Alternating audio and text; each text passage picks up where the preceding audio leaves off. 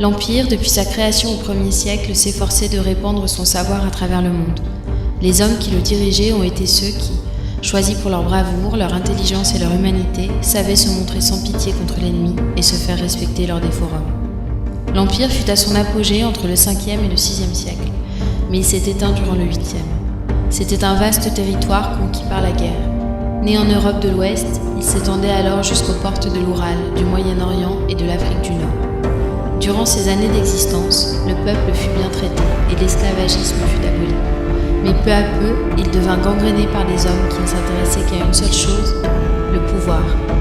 Il disparut presque entièrement au cours d'une grande guerre au cours de laquelle, dans les plaines de la vieille Italie, s'opposèrent le dernier empereur Diolèque et les traîtres de l'Empire.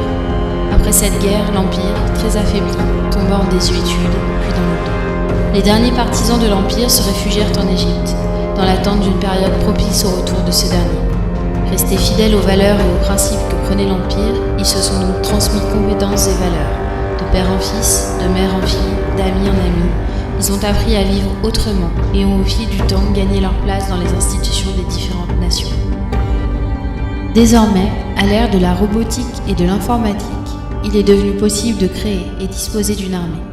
Ainsi, après plusieurs décennies de préparation tapis dans l'ombre, l'Empire renaîtra finalement de ses cendres à l'aide des technologies à disposition, faisant voler en éclats le système établi en lieu et place. Aujourd'hui, nous ne commettrons plus d'erreurs. Nos hommes sont triés sur le volet et jugés sur leurs seules expériences.